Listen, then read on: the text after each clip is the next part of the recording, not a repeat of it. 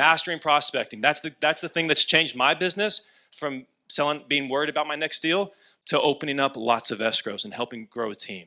And so to help us with that, at no expense, Brent has flown up Mr. Nate Butcher. He's sold thousands of homes. He has the fastest growing team in Southern California. So will you all please stand up and put your hands together and welcome to the stage Mr. Nate Butcher! What's up, my man? Thank you for having me. Awesome. Wow, what an Am I talking loud enough? Because loud will not be a problem. So hey guys, I'm really happy to be here. I am so impressed with everything that you guys do up here. James and Brent have been so good to me. But today I'm not going to come to you as a team leader of the fastest growing team. That didn't come until I got really gray, okay? So the wife likes the gray. I say I like to shave it off, but whatever, okay? So what I want to talk to you guys about is how to prospect in a different way. And I'm not going to come to you with any statistical data from other real estate coaches. I want to tell you how I worked for 18 years as a single agent, okay, working with myself and a transaction coordinator, and would close, let's not embellish because it's being recorded, 40 to 60 million a year by myself for 18 years, okay? So how did I do that? I never bought a lead. I never did a cold call. So how in the world did that happen? So when I see real estate changing just a little bit because of social media, because of the selling of leads, the real estate agent, the local real estate professional is kind of dissipated. You guys see people coming from 40 miles listing. And, you know, in LA, we'll have somebody from Orange County list a house in Valencia. It's a 2.5 hour drive. So the local real estate agent is disappearing because we are letting it disappear, okay? So I want to talk about being an expert in your field. And here's a question I'd like to ask you. How many people would like to sell more real estate having coffee 3 times a week with one person, or would you rather cold call 300 people a week that you don't even know? Coffee would be awesome, right? Coffee, right? And so when we talk about the presentation I'm going to give you, I poured everything I have into this, and I'm going to be extremely honest. This is the first group that I've given it to, okay? I'm going to look at your reaction, and then I'm going to change what needs to be changed. I'm going to fix what needs to be fixed. I got out of LA, where it's my neighborhood, because you guys don't know me. Okay, so I'm like, I'm going to go practice on Brent's group. Okay, so yeah, right. So what I really want to do is, I'm not going to talk anything about how many calls you should make, anything you should do with your standard real estate. I'm going to talk about relational real estate and how it should be done. Okay, that's what I want to talk about. So if we're looking radical, here's what I'd like for you to do is take notes. If I ask you to take notes, this is very interactive. We'll have a mic going around because I want to hear what you have to say. When I tell, first a few ground rules. When I tell you something is fact, I want you to know it's fact for me. I'm not saying you can't do it a better way, a different way. I always say there's 1,000 ways to succeed. But I'm going to tell you my way, so if it resonates with you, that's the people I'm talking to, okay? So I never want to come across as being anything but humble. Now I'm a team leader. We have 41 agents on our team in LA. We're growing about 3 to 5 a month, so I have a different role. I still sell. So I still, from my relationships, when the calls come in, I stay up with those people and I write those listing appointments, okay? So that's what we do. So when I say radical relationship, we're not talking about being agent stalkers. We're not going to stalk our clients. We're not going to be crazy people. Radical has a definition, and that's what we're going to go over. But what I want you to do is rethink, if you'll just listen to what I'm saying and rethink everything that you currently think about clients and how you deal with those clients, I think that's what's really going to help you, okay? All right, so here's what we want to do. The two goals that we have, we want to understand the importance, write this down please, of a long-term relationship. If I'm going to give you one statistic, this is it. You're going to die when you believe it because it might not be you, but nationally this is true. 91% of all real estate agents never recontact their client after the sale. You take them a box of chocolates, maybe. You send them a little gift basket, maybe.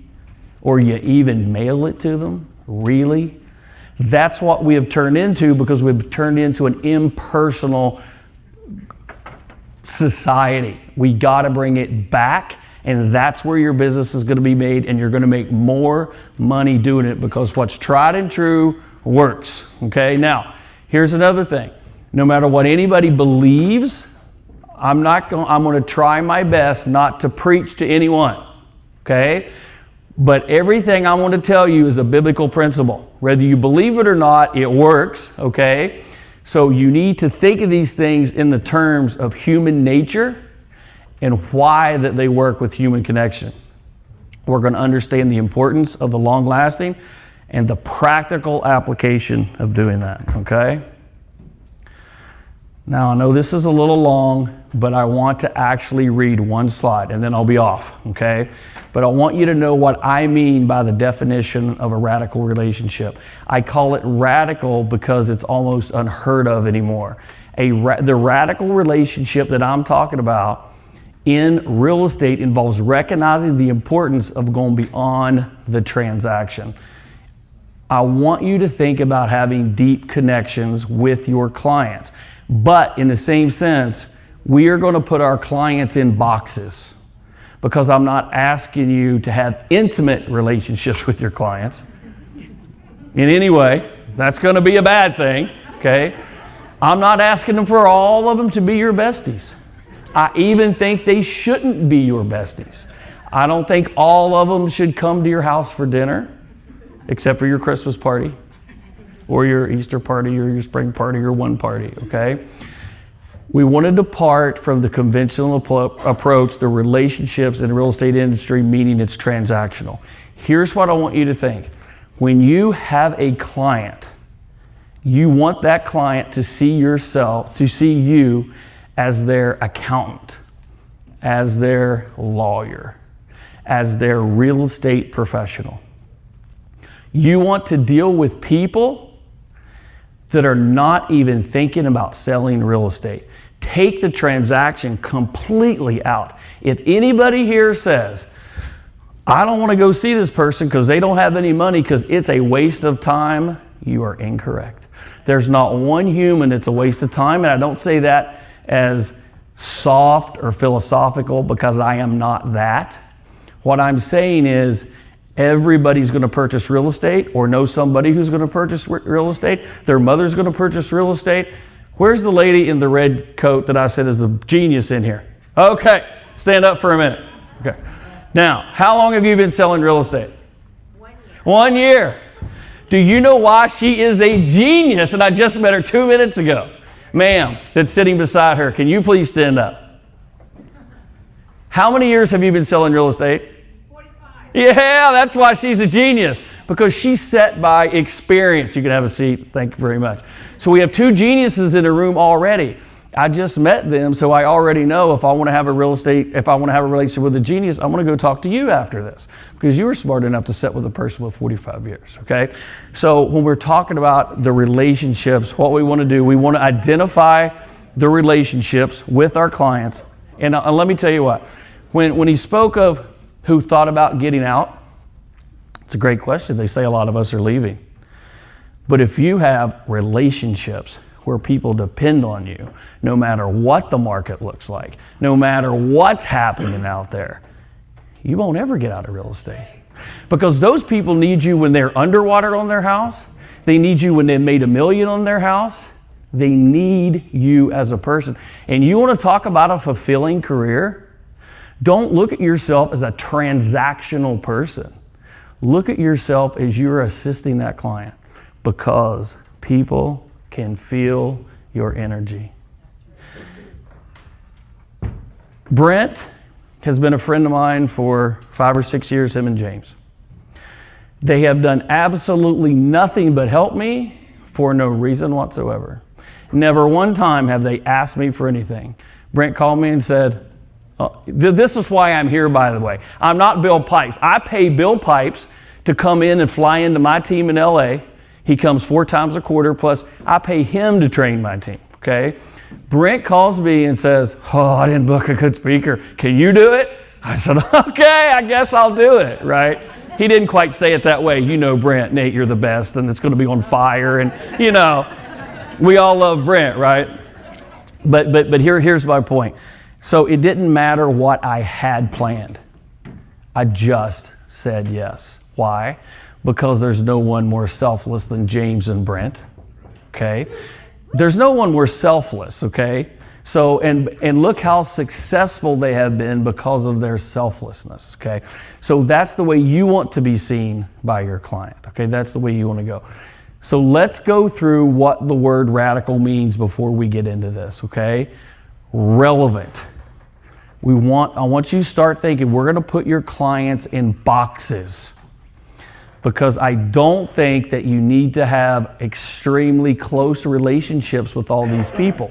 I think when you get too close, you lose deals. For instance, I'm probably the worst friend ever. My wife and I have been married for 33 years, dated since 14. I'm from West Virginia, so crack your jokes, go ahead. Do you have shoes? Yes, I have nice shoes now, okay? So we have been married all that time. That's my best friend. I've got about 3 other personal groups of friends that I've had for 20 some years. That's my inner circle of friendship, okay? But I have a lot of great, meaningful relationships. So the one thing I don't want you to think, a relationship is not meaningful if it's not in this box, if it's not in that box. And I don't want you to put people in different relationship boxes just because they can get you somewhere. When you take and you define your boxes and you put somebody in a VIP box, what would the typical response be to, I've got a category of people in my CRM that are VIPs? What would somebody say? The wealthiest? The most influential? Those types of things. Not in my CRM. It's the ones who have given me the most referrals.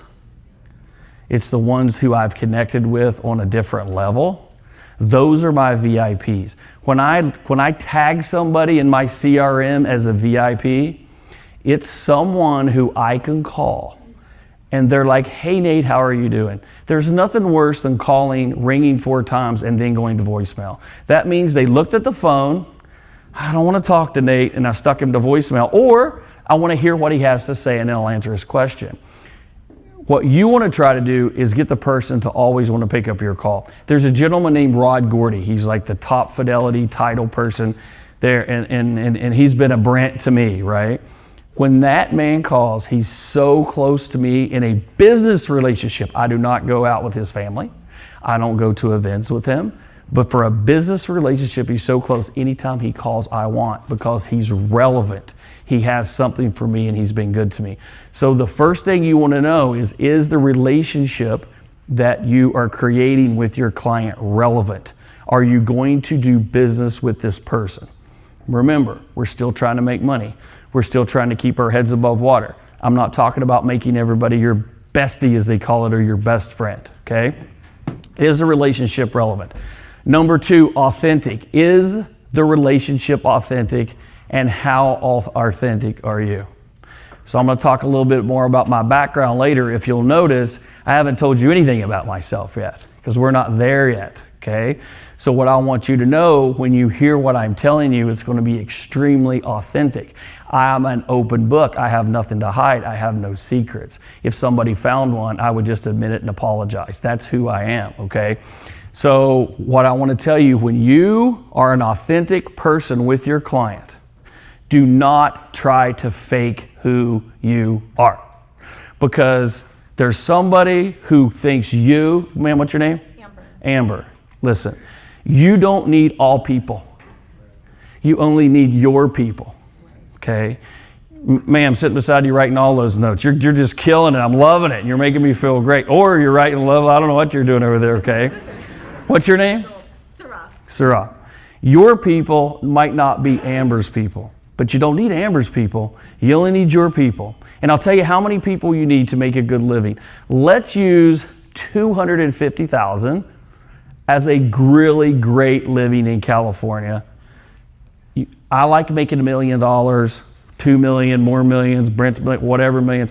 But let's say at $250,000, living in California, you can live a wonderful life. You can go on vacations. You can buy somewhat of a little house, right? We can buy a big BMW and a little house, right? So I want to keep this to an income level of $250 to $500,000 net. I don't want to get up here and talk about how to make $10 million, $5 million, $8 million a year. If you're that person, you're going to do that anyway, okay? Let's talk about having a family. Let's talk about going to baseball practice with our kids. Let's talk about knowing the team moms, right, that help our kids. Let's talk about having a relationship with our coaches. That's what I want to talk to you about. And then when you want to scale it, you just 10x it, 2x it, 3x it. That's all you have to do, okay?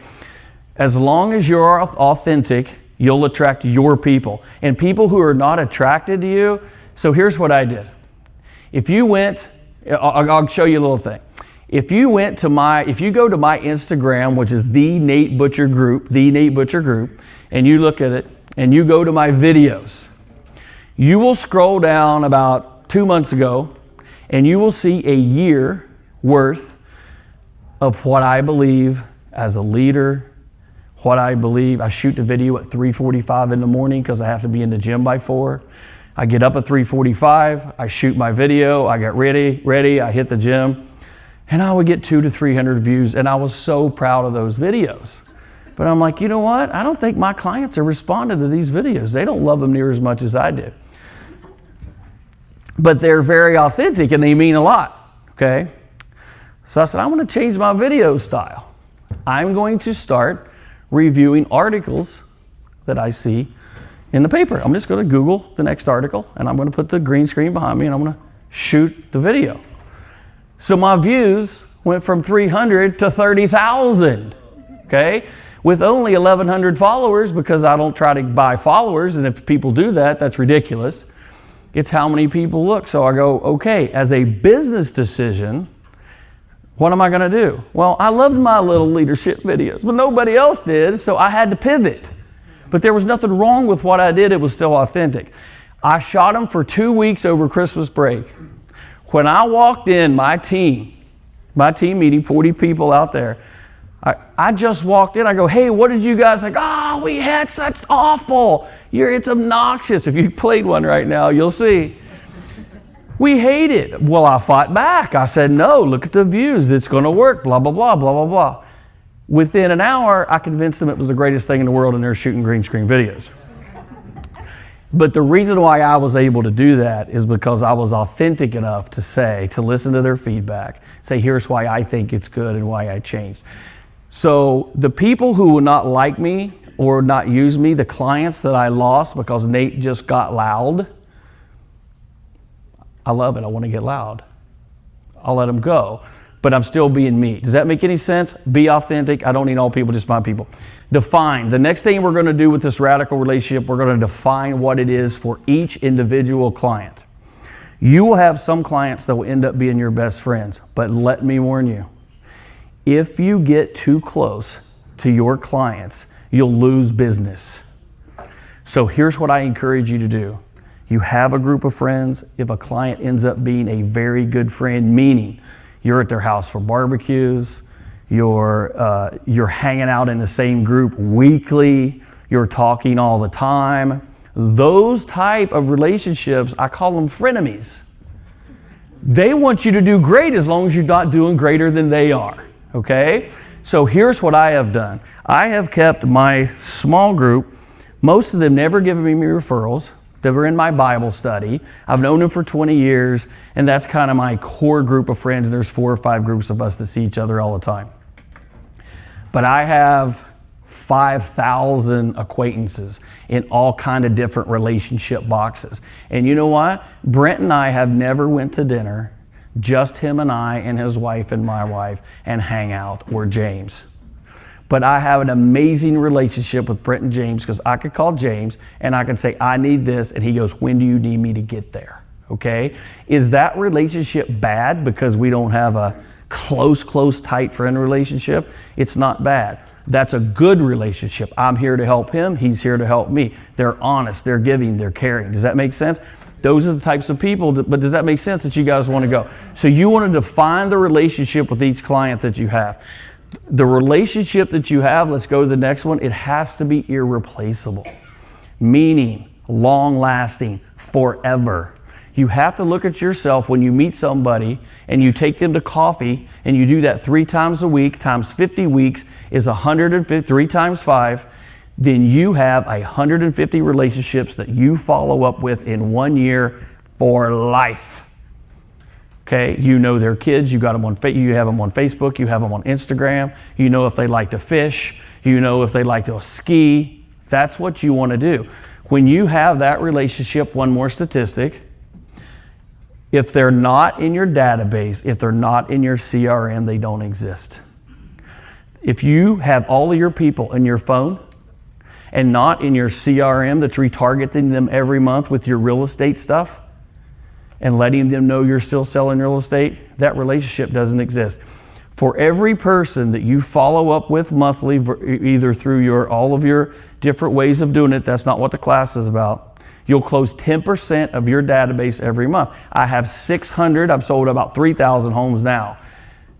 Didn't keep it when I first started, didn't keep a database. I have about 600. I can sell about 60 right now just by taking orders off my database.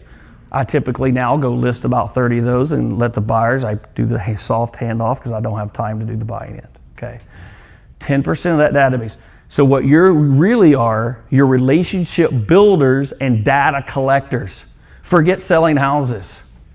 I'm not passionate about houses. If I could make $1 million selling water bottles, I'll be passionate about water bottles. I don't care. It's a house. You can romanticize it any way you want. We're here to make money. It's the relationship that'll give you the fulfillment you're looking for and the job that you won't want to quit even when you're making no money. Fair enough? Has to be irreplaceable. It's got to be consistent. I'm going too long on these. Consistency is everything. Do not do the deal, leave the person for 3 years, and then wonder why they listened with Johnny down the street. The clients are not loyal to you unless you're loyal to them. There's no loyalty to a client if you're in the deal or getting ready to do the deal. The loyalty comes when they close, and a month later, you call and ask them how the house is doing. Is there anything else I can help you with? They need to see you as their professional. And you know what you'll get from those people? The referral. If you don't put them in your close friend group, you'll get the referral because they see you as their real estate agent. That's my guy. So then you can call and ask for the referral and you don't feel weird. Because don't we all feel weird about calling and asking for the referral? Here we go. The relationship has to be appropriate. The relationship's got to be appropriate. Gentlemen, don't call your fireman client's wife when he's on a fire working 3 12-hour, 24-hour shifts and ask her to go to lunch to talk about real estate. Is that appropriate? No. Okay. Ladies, don't send a video text to your tennis club friend, client's husband, and see if he wants to see a new property that just showed up. So I'll give you a little bit of advice here.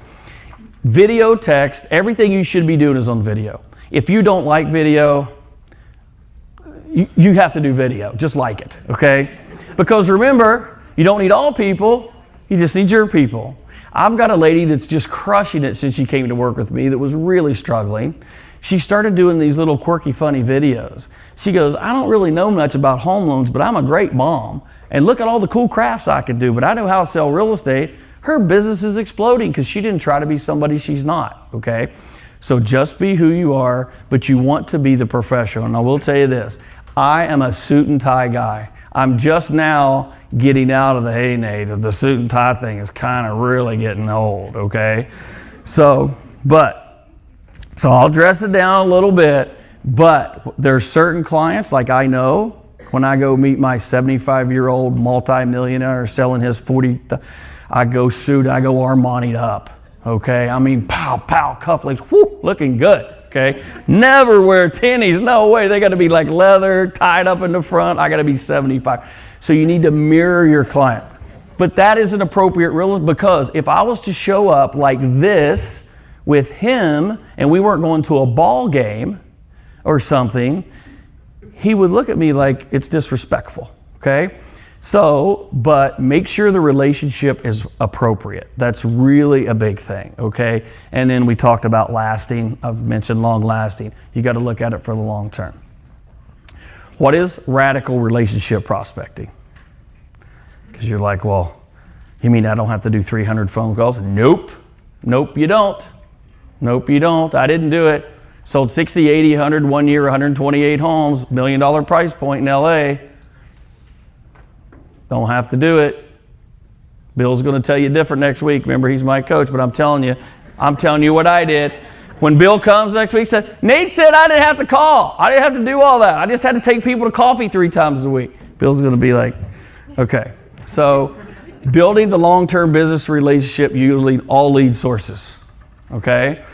So I never bought a lead as a single agent. It was all taking my clients to coffee, taking them to lunch, calling in, building that relationship, and I'll tell you how I got started doing that in a minute. But what you want to do now, so I'm involved with another company called Rainbox Digital, and I'll put the QR code up there so you can check it. So I do all of our leads for our team off of Google, okay?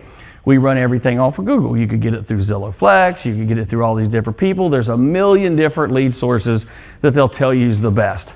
And there's not one person that's telling you the truth. Because here's the truth. There isn't one lead source better than another lead source. The lead source is a human being, breathing body that will sit down with you for coffee because you care to see if you can be their real estate agent. And the poorer they are, and if you ask them if they're going to finance or pay cash, the more they will love and respect you and refer you to where you can't even take all the orders. You give everybody the respect, you will get the referrals. Sell the mobile home for $98,000 and watch you get the $3 million referral. Does that make any sense? You have to have that in your mindset. You have to look at it like, oh my gosh, they're wasting my time. Well, what's wasting your time? Are you working 100 hours a week? Why is Brent so successful? Why? Who knows John Cheplack? Yeah? Who knows Bill? Why are they so successful? When I talk to Brent or James, nobody else exists in the world. Nate is so important. Are you kidding me? He's got 11,000 Nates or 14,000 Nates in his organization, right? But when you talk to him, I'm the most important person in the world. And that's the way you want to make people feel, okay? Because people don't have that connection anymore, okay? So here we go. Now we're talking a little bit of work that nobody wants to do. Everybody wants to go to coffee. But here's what's, before you, when they leave that table, say that you're going to make a few phone calls. So your goal is to set 3 appointments of any human being that will go to coffee with you so you can just talk, well, Nate, what do I say? Say, you know what, I'm building my real estate business, and I understand they're going to say, well, I don't want to buy or sell. And you say, you know what, I understand that. But I would really just like to give you a presentation. So when you do know of someone who needs anything, I'm building my business. No matter how big your business is, say you're building it. Don't ever take your humility away, okay? I'm doing that this week because I moved from Valencia, California to Westlake, Malibu, okay? So I'm basically starting like a new agent. I put my wife in all the right tennis clubs. She works with me, by the way, but my main goal is, where are you playing this week? Sherwood? Are you hitting Malibu, or are you getting here? You know why? Because she gets my foot in the door. And then I sit at the table with people who have $40 million houses. Okay? But what am I going to say? Am I ever going to talk to them about real estate? Yes, I am. How do I approach when I'm from Valencia, which they think is Bakersfield? I would say Sacramento, but I'm not going to say that, right? Palmdale, whatever those people do. When I go to the dinner we had last week and sit with those people who I know have houses on Carbon Beach for $100 million, and we're having our meal, how do I do it? How would you, because I think I'm a big shot, right? In my little Valencia world, whoo, Nate's a big shot. He sells 100, 200 homes, whatever. Who's this guy from Bakersfield? Sitting at my table looking at the ocean and shares houses right down below. Who's that guy? How would I do that practically? Wow, Glenn. You've done so well as a producer, I just can't imagine. Do you invest in real estate? Do you invest in real estate? No, I don't. They will all say yes. I go, well, I just do a lot of work with investors, so I didn't know if you ever wanted me to throw something across your desk. I get stuff that comes from time to time. That's it. Now, that's it. Yeah, I invest in real estate, and then they'll tell you how they own everything in the city. Okay? Cool, great. My next phone call would be, hey, would you have time? Is there a time on your schedule we could talk? I just kind of like to go over this property I have and see what your thoughts are on this apartment building. When I take him to coffee and he talks about himself and he shows me how much money he has and blah, blah, blah, blah, just let him roll. The least you can talk, the better. Because if that person gets to tell me how rich, how successful, how this, how that, then he's got a guy.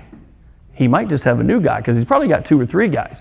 But this guy asked him to coffee and cared, okay? So no matter how, you always have to see yourself good enough. If you don't see yourself good enough, you're not going to be able to develop those relationships. So you have to become a professional. The only way to become a professional is you need to read articles every day, talking points every day. You better know your local MLS upside and down. You better know how much that house sold across the street, okay? So if I was to go to coffee with him, I will Google his address. I will Google his neighbors. I will tell him all the ones around him. I'll have that in my mind so I have talking points, okay?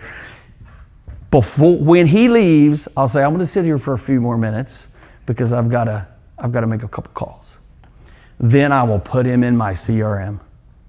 Follow-up boss, KW command, whatever any of you guys use. Put them in your CRM because then they're organized. Don't just put them in your phone. Stay the extra 15 minutes. If it's not in your CRM, it's a big waste of time. You can't keep it organized. I have all of my 600 in my CRM and they're all in my phone. So if I'm sitting in a parking lot, I send tons of voice memos. Tons of voice memos. You know why? Most of my people are too busy to talk to me, but they want to hear from me. They don't want to talk to me, but they want to hear from me. Hey, John, it's Nate. We haven't talked in like 2 months. I was just sitting here. I'm waiting on an appointment, getting ready to go into a driveway, getting ready to go in to list this house. And I just thought of you. I just wanted to say, hey, I hope you and Linda are doing great. I'll talk to you soon. Let's catch up. Bye. Click, voicemail, say, boom.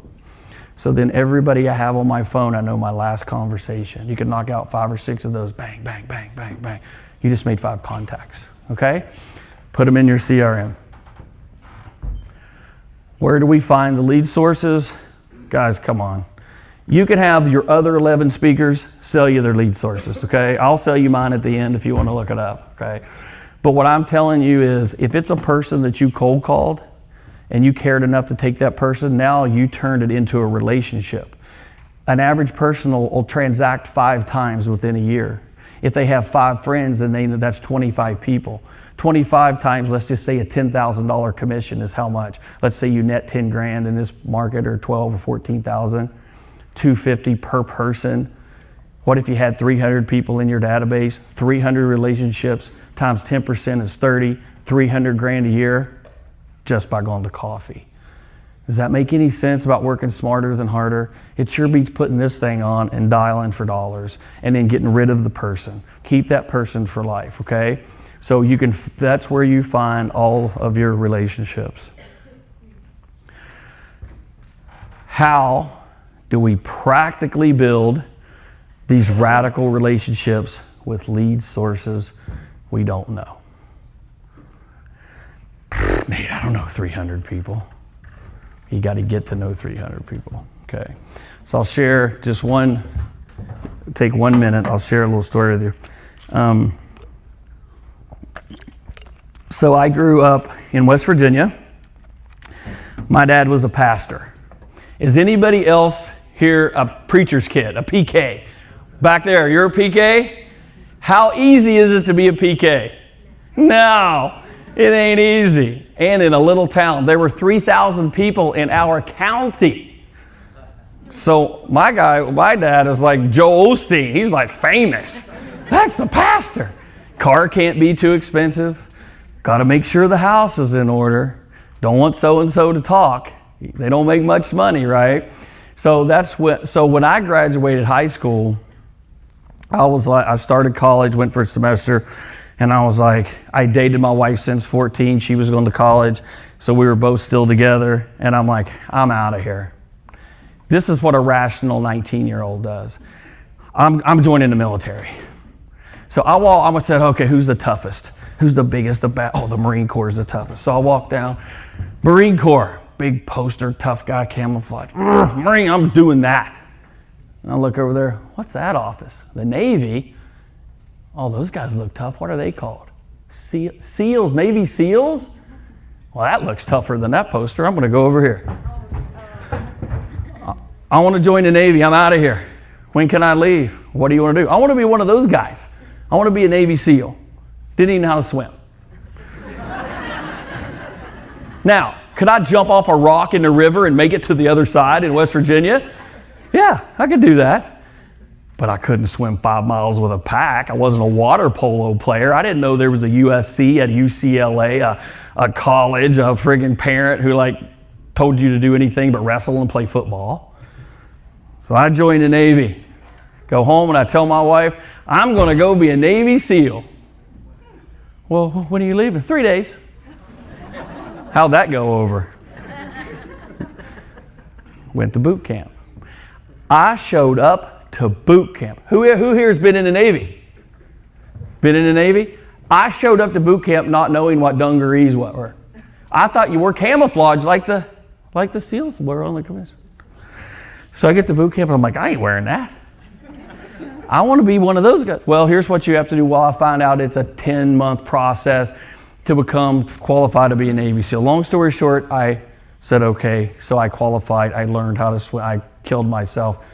So I got accepted in the Navy SEAL training in San Diego to go to BUD/S, Basic Underwater Demolition School. I never thought I might fail. You know where this story's going?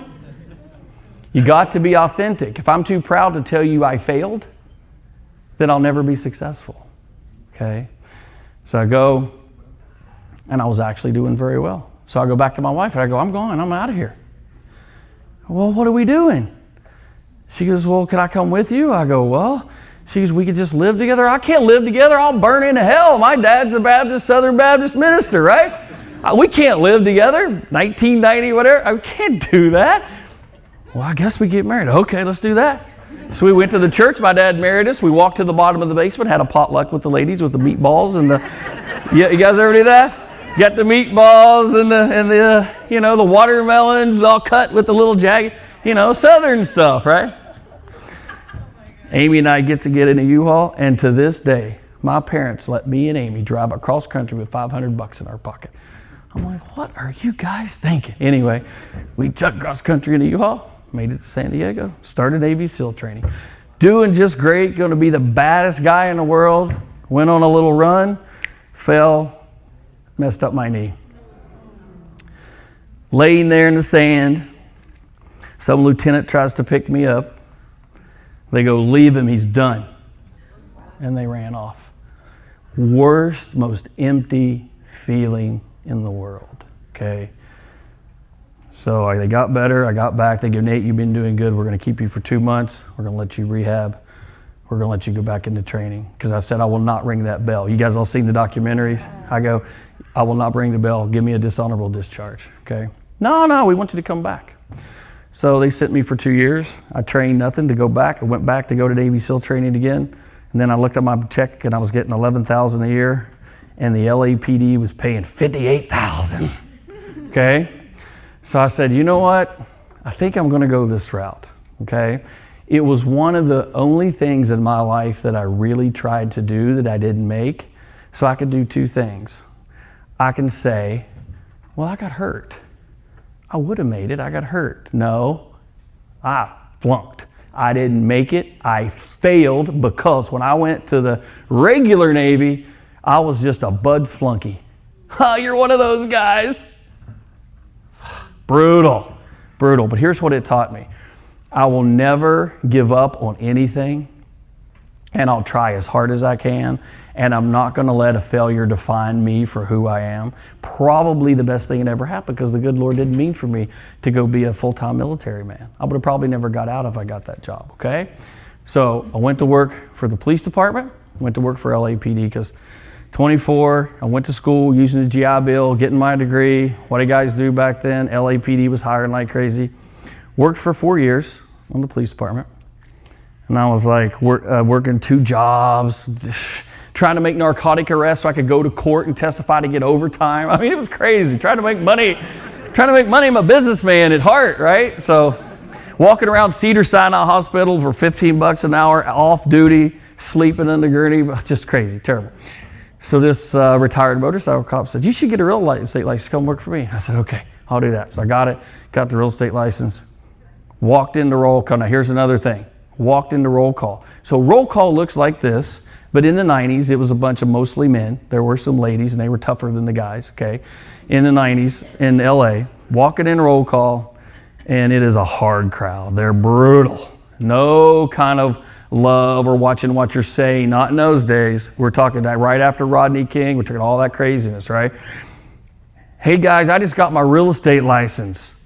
You're a cop. What are you going to do? You're not a gunslinger anymore. Blah, blah, blah. So think about the challenge. I had to somehow convince those people that I'm a business guy. I worked for 4.5 more years, was selling almost 100 properties by the time I stepped out of the thing.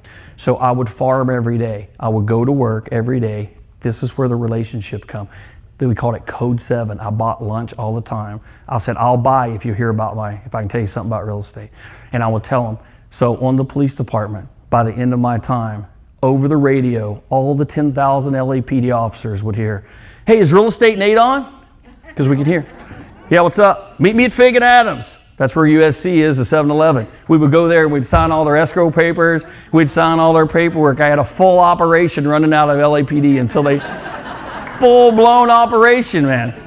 So I was working SWAT, K-9, all this stuff, knocking down doors on my phone, trying to make the deal happen in the middle of the night. Gunshots going off, clients going, are you okay? I go, it's just practice. So that is what happened, okay? Is there any law enforcement in here? Past law enforcement back there? You know how you do all your trainings, right? You're doing all your stuff. Can you imagine talking on the phone? The blanks are going off in the back. It was crazy. Okay, so that's what I did. So not until the chief found out I was making more money than he was, the chief of police, because I was making about $500 and he was making about $300 at the time. That's when I was rich. If you have other jobs, live like you're living now. I was rich. I had $500,000 and I lived like a cop. I had a big old cop truck, a little cop house, but I had all this money. Now my parents never taught me how to take care of money. Only thing I knew was I'm rich. Parties, oh, it's great. Oh, God. Okay, so anyway, so that's what I did. Then I stepped out and I sold from 2003 myself, and that's when I developed all of this relationship, and that's what carried me, and never bought a lead, never spent a dollar, everything was profit. Okay, so that's what I did. So,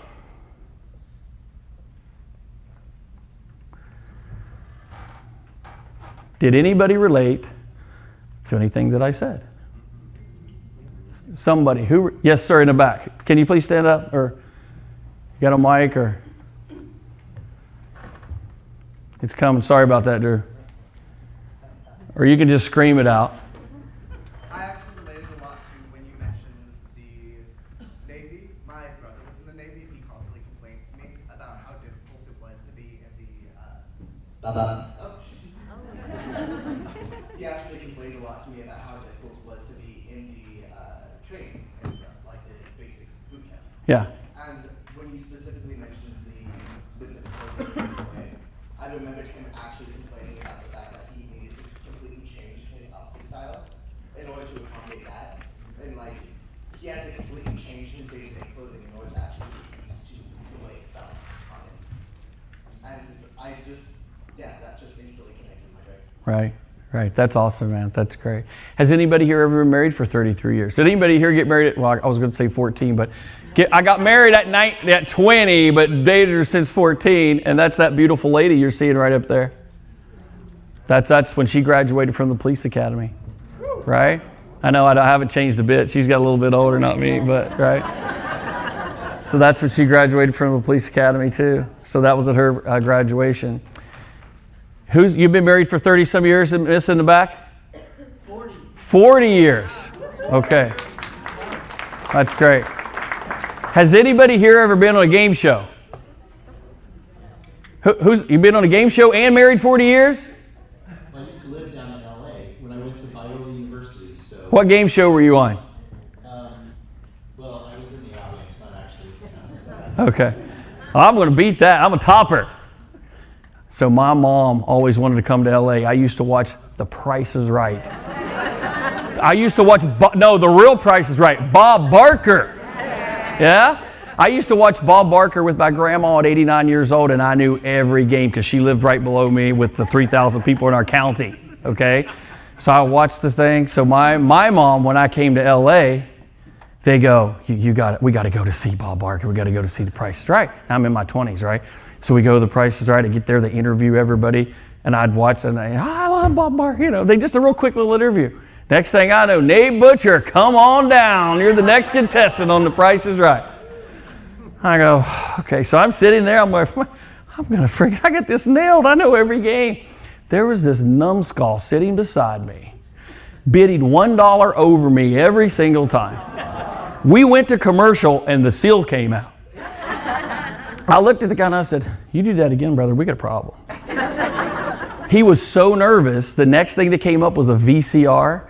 I bid $600. He bid $599. Instead of going 601, if you watch The Price is Right, I hit it right on the head. Nate Butcher, come on up. You won The Price. You're up. So I get up there. I play the tic-tac-toe game. My grandma and I knew just how to knock that. Won the tic-tac-toe, spun $1 on the wheel, went to the Showcase Showdown.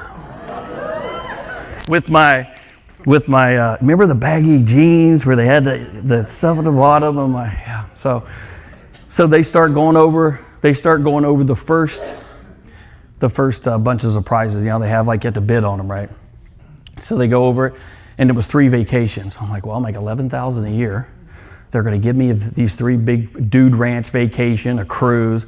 I don't even have the spending money. I couldn't even pay the taxi ride over here. It cost me $100. Did I get ripped off, or is that about right from the airport? So anyway, I turned that down, and I said, I'll take the next one. And I won the Showcase Showdown on The Price is Right, okay? So everybody comes up. My mom comes up. My wife comes up. Everybody comes up. I'm with the models. I'm with Bob. Got $1. He took the $100 bill back. Remember when he used to give the $100 bill? He took it back. So I won. He goes, we'll send you a check. Okay. So I won the Showcase Showdown on The Price is Right. So sometimes you need to listen to other people. My wife goes, hey, I think we have to pay taxes on this. I was like, Amy, it's $19,000. We're rich. That's almost 2 years' salary. So I took it all, and I went to Okinawa because I was still, so they deliver it in a 1-bedroom apartment. They deliver a semi-truck full of stuff, and The Price is Right. So long story short, I sold everything. I shipped it back where it had to come from. I paid the taxes. My mother-in-law got a roll of pink carpet, and my father-in-law got a fireplace you have to build a house around, but luckily he was building a cabin, and he still has it. So that's what we have. So that's my story. Now, one more story. How did I become a team leader with 40 agents in 3 years in LA, growing at 5 a month? How did that happen? I give Brent a lot of credit. You want to know how that happened? I hear about EXP, and I'm bored at my other company, but I love my other company. I was a top agent out of 330 agents. Wasn't nothing wrong with it, but I'm 48 years old and a little bit bored. Just like slinging houses, kind of done with it. I'm not new at it anymore. I'm just taking orders, selling my houses. I was kind of bored. I hear about this company, EXP. So I'm like, well, you mean I can sell my houses and I can still get people to come under and make more money and they give me stock, whatever. So I go, who's running this whole show?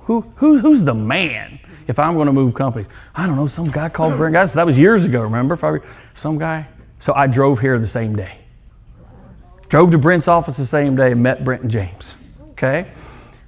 Well, Brent. He got me all fired up. I'm going to have $20 million. And I'm like, oh my God, this is going to be great. So I go back to LA, signed up. I got my best buddy, Brent. I brought in 100 people into EXP in 5 months. And then I got greedy because I didn't realize I'm no Brent. I wasn't a team leader for Keller Williams. I wasn't an national sensation now, whatever the word is. I'm from West Virginia, whatever. So I ran out of relationships because I had relationship with clients, but not really relationship with agents. Not bad relationships, but not thousands of relationships. So was I going to be a good bringer into recruiter, whatever? Well, I didn't realize that because I overestimated my ability, okay? So I'm going somewhere with this story. I had a grand idea. I'm going to bring fix and flip companies into EXP, and I'm going to sign them up under my downline or whatever, and I'm going to make blah, blah, blah. And I went to Glenn Sanford and told him my idea, and he started laughing. He goes, if you can bring in Wedgwood, which is the largest fix and flip out of Manhattan Beach, they have 6,000 listings a year across the country, I'll introduce the program. I can do it. I walked in cold to Wedgwood. 2 years later, signed Wedgwood. Gave me 6,000 listings across the country to fly in from city to city to city and say, if you'll leave and come to here, I'll give you a listing a month, listing a month, listing a month.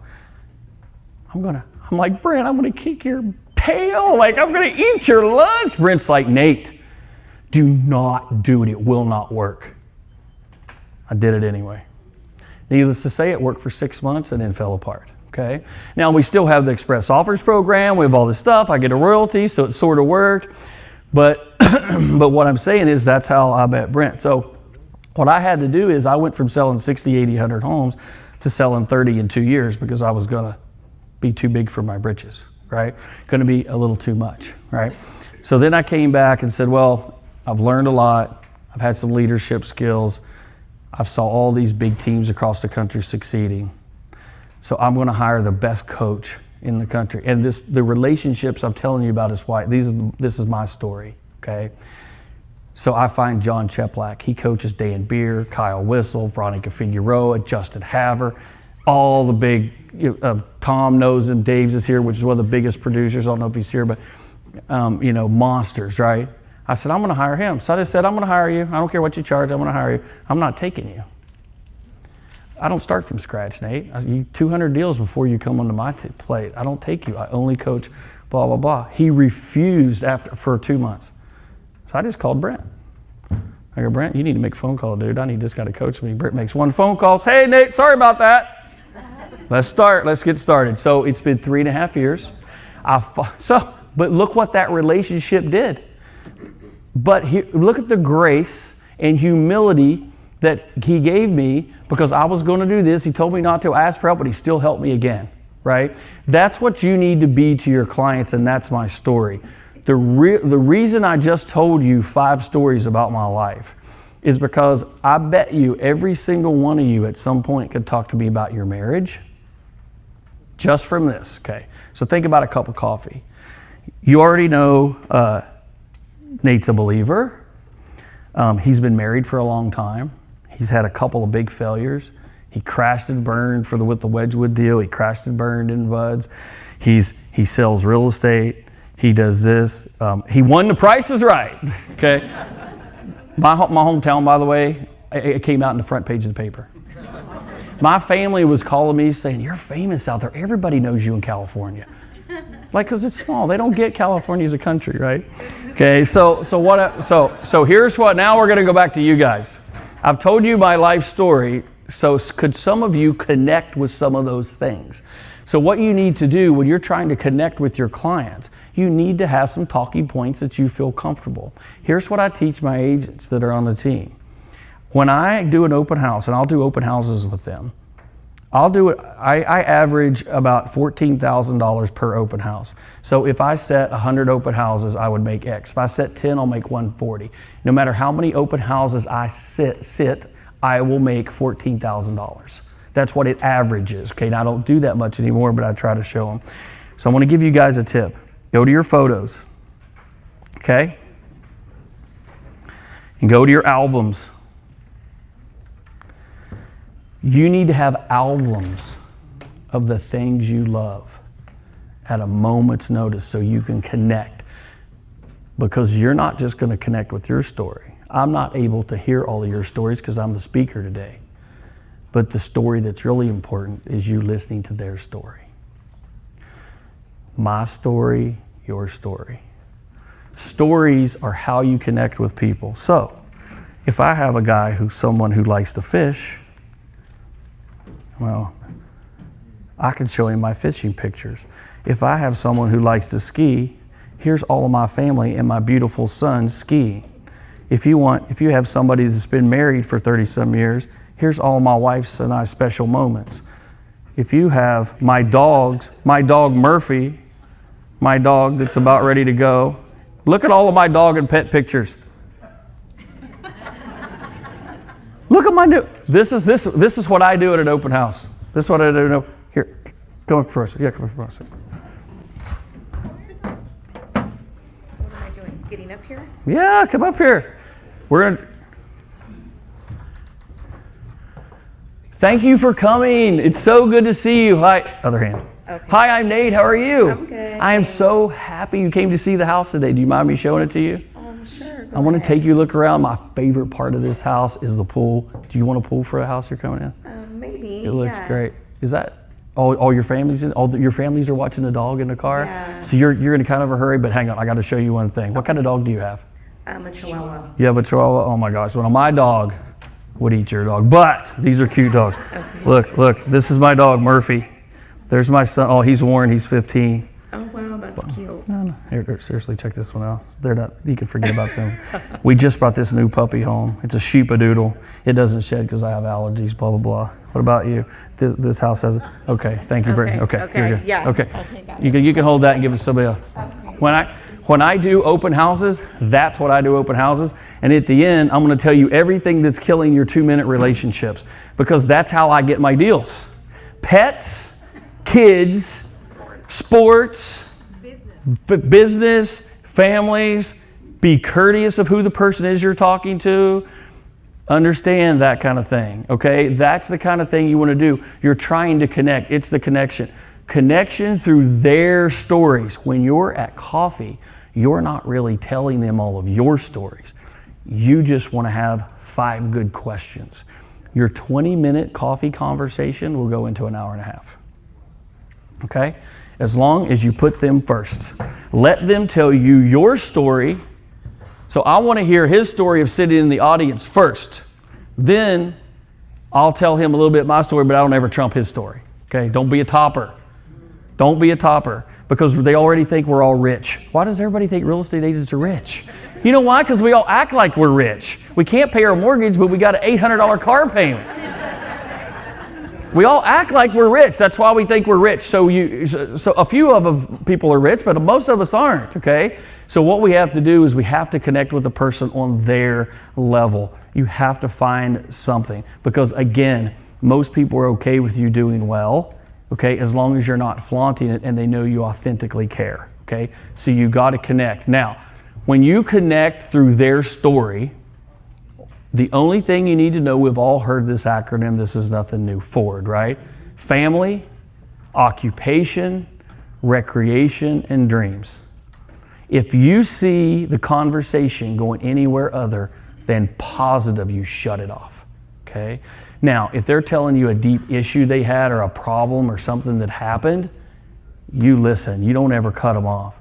But don't talk politics. Just don't do it. Don't talk social issues. Look, we're not here to debate social issues. You can do that all over social media, or find your buddies to go do it with. And you can find anybody to agree with any view you have and anybody to disagree with any view you have. You're trying to sell houses. You're trying to pay for the family that's in your tiny circle, okay? So listen to what they're talking about. The best thing you can know, I'm sorry, the lady that's taking notes again, what was your first name? Sarah. Okay, Sarah. Okay. If she was nodding off right now, this would be extremely difficult for me to finish. But I'm just going to assume you're taking notes on what I'm saying. I just want to go to lunch with you, and you too, because you got to go 2 people, so it's appropriate. Remember that one.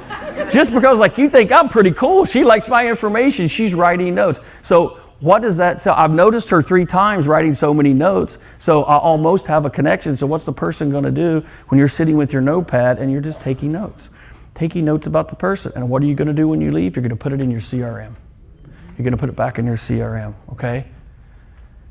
So 10 key aspects of the relationship building. Let's just go over them. Am I okay on time? I'm not going too long? Yeah, you still have 40 minutes. Oh, Lord, I got all kinds of stories. Okay, one more story. Who here has ever been afraid of dying since I've got 40 minutes? That's a good one. So I'm working LAPD. I got done doing a high-risk warrant in Pacoima. Anybody know where that is? Yeah? Did a high-risk warrant. Okay. All you youngsters will have to Google this. But on February 28th, 1997, was the movie Heat, the largest bank shootout in the history of the country. And I was the first guy at the scene. So I hear, well, not the first guy, but I hear a help call come out, guys shooting from the bank. So I'm like, what is going on? So I drive down, not knowing where I'm going. We were headed back to the station. My partner, I'm driving. I drive up in front and I see all this fire everywhere. I'm like, what is going on? I didn't understand until the AK-47 rounds come crashing through our car and we got blown to pieces. Okay? That's before LAPD had rifles and 45 handguns. We all just had 9mm. So if you look it up, that's what the movie. A lot of people think those guys had watched the movie Heat. It wasn't created because of those guys, but they were carrying duffel bags full of guns. So we shot each other for 20, 30 minutes. They had ceramic body armor. So telling you going to back, wanting to be a Navy SEAL, wanting to do this. I'd already been in huge capers, fights, gunfights, all kinds of stuff. I had already done that to that point. But I'll tell you what, when you're laying behind a wall that's 24 inches and you have hundreds of bullets coming and you can't hurt the person that's trying to detect you, that's true fear, okay? So that is something that I think that incident took me down as far as pride and the tough guy aspect. Like I love to lift weights. I love to still do that's why I get up early to do that. I like all that kind of stuff. But I think as far as humility, I was so scared. When I think back about it now, I have cold chills, okay? When you can't do anything to help. So when you try to connect with people, you're going to have connection stories that are deep. And if you're willing to listen to people, they're going to tell you things that you would never believe they'll tell you at a Starbucks. So you have to be prepared for that. So here's my advice on that. It's happened to me a lot of times. Listen. Be understanding. But say something to the effect that, wow, this is a lot to take in. I'm going to need to think on this for a bit. Get your thoughts together. Do not give them advice. When they start telling you their marriage is falling apart, do not give them advice. They don't want your advice. They want you to listen. But 2 days later, you call and check on them and see how they are. You're not being superficial. You're giving them what they need, and that's how you have that connection, because what real estate agent does that? Does that make any sense? So that's what we want to do. We want to connect. So that's how we get number 1. Radical relationships prioritize the long-term connection over the short-term gain. Remember, 91% of us, we don't talk to our people again. We only need 300 people in our database that we connect with regularly to sell 30 deals a year. That doesn't mean 10% of those people will move. That means the statistic says Maybe 5 or 6% will move. The rest will come from referrals.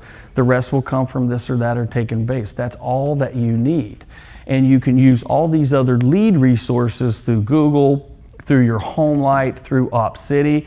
If you don't set the appointment, that's why there's no conversion rate.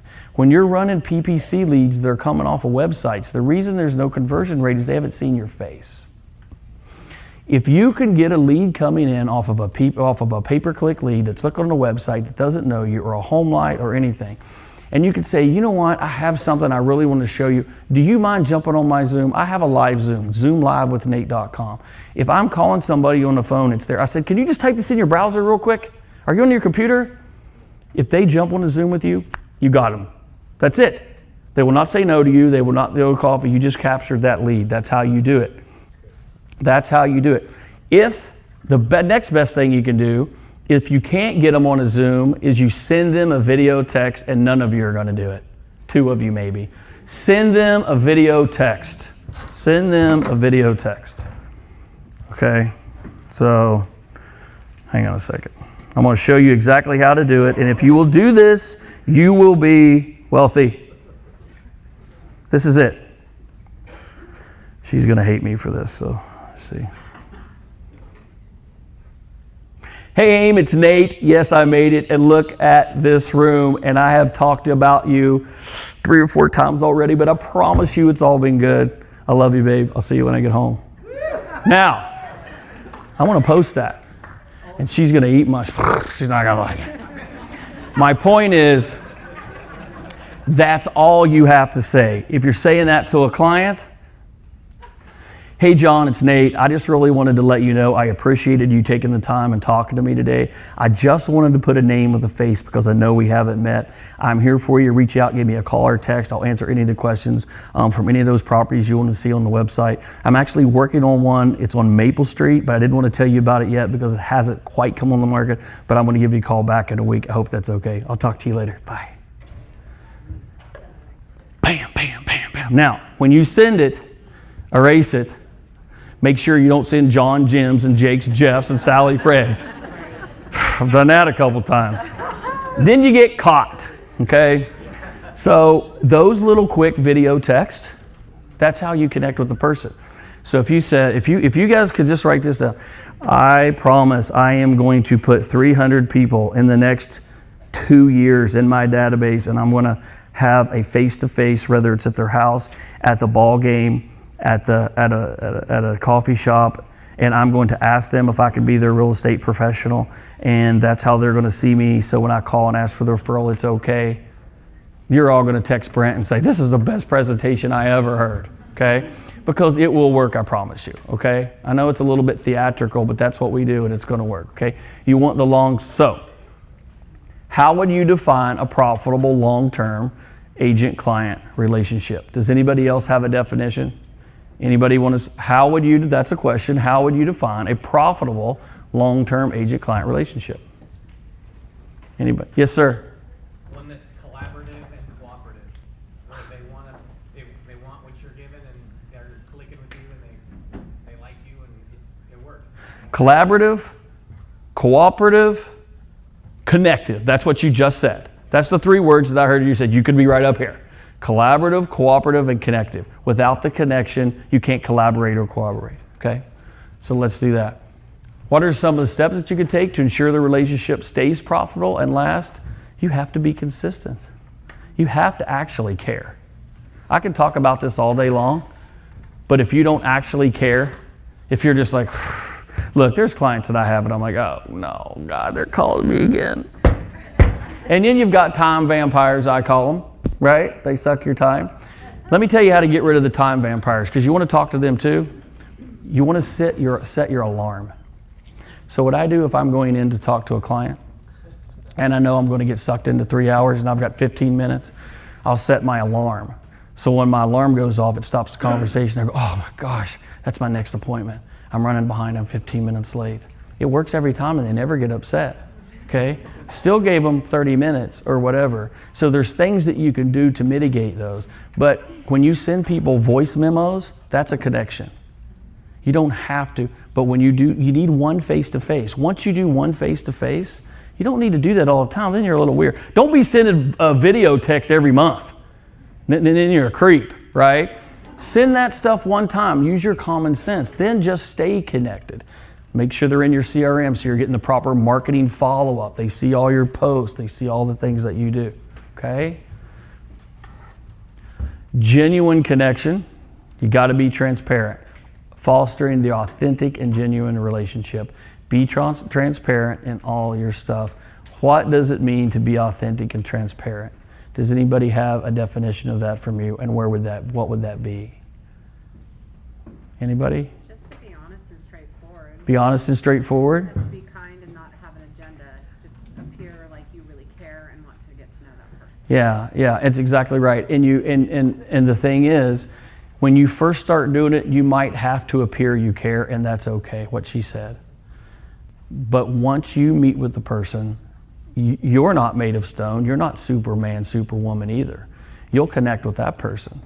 If you're not careful, you'll find yourself telling them about your marriage that's just getting ready to go south, about your child that you're trying to get out of rehab, about your dog, like my Murphy, that's about ready to go just any freaking minute, right?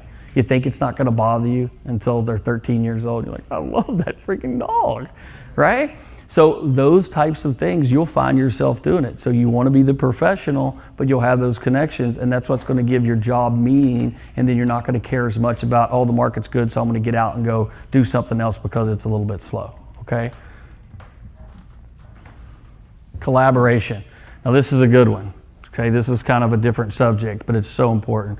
Radical relationships are built on collaboration and the pursuit of mutual success. It's not just the individual achievements, it's creating the win-win for everybody. So I know you guys know this one. When you're doing a real estate transaction, who are important to keep happy? How many people should you keep happy because the next deal you're going to need them? Who do we have? Let's just do the obvious. The buyer, the seller. Well, first of all, you, the real estate agent, right? That's the way we look at it. The buyer, the seller, the other buyer, the seller, real estate agent. But who else do we have? Are we mean to the other person's lender because they're slow on their loan? You get more flies with honey than you do with vinegar, even if they're not doing their job. Kill them with kindness, okay?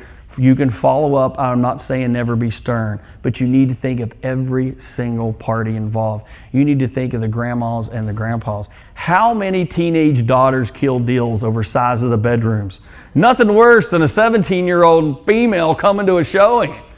At least in LA, they kill all my deals. The bedroom's too small, Mom. You know what I'm saying? You gotta love her anyway. Well, let's see if we can find something that's more suiting. I don't buy houses around my kids. They come and move in after I buy it. Okay, but I've seen 25-year-olds driving Escalades with their hats turned around backwards that don't have any place to park the Escalade and blow my $3 million deal. Every parent's different, so you guys have to be sensitive to that, right? So a lot of people have to win. Okay? Emotional engagement, okay? So real estate transactions often involve a lot of emotion. You have to have some understanding. People could feel your energy and intention. If you think people cannot feel your energy, they feel it. So I just lost a relationship that was pretty close to me. But it's not horrible, it's just changed. So what I want to tell you guys, there are seasons. Okay? So here's a relationship. I don't say I lost it. It changed. So when I like to work out. I like to lift heavy weights and do some stuff. So when I moved to Westlake Village from Valencia, I went to a new gym. And there's a guy there working out by himself, mid-40s. He's training for the state record in California on a deadlift, a bench press, a squat.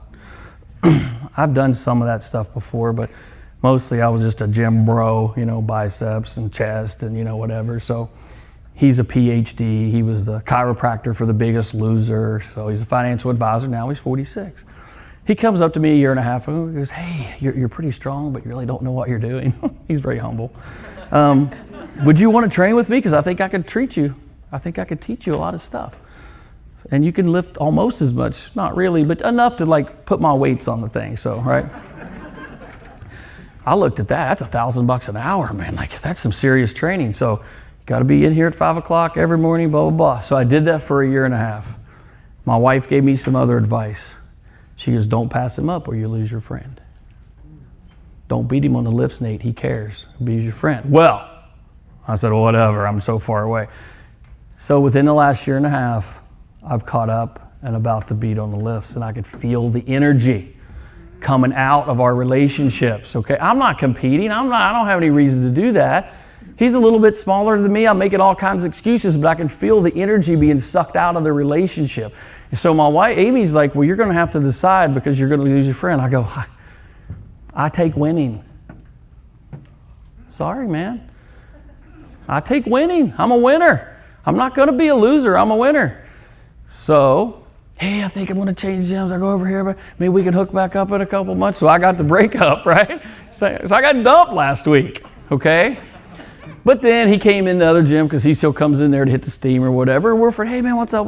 So, but what I'm saying is sometimes those relationships, you have to decide how far you want to take them, okay?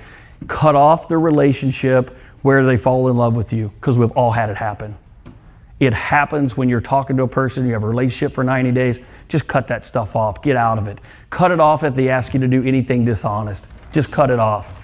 Walk away when they start demanding and not respecting your time. Get rid of them, because we don't need all people. We just need your people, and you just need good people. Don't be afraid to say no and stand up for yourself. Be okay with the relationship being for a season of time, because we grow, you grow, because it's human nature. A lot of people will support you until they start seeing your success, okay? When you start succeeding, okay, there's a lot of people, you're going to do great, I'm going to help you, I'm going to mentor you. Dang, how many houses did you sell? You 8 last year, you did 16 this year. You were number 10 on the winter board, now you're number 4. Nate's got you up there leading class today. I see it in my team, right? The hardest thing for me is managing the relationship with my team, because I love them.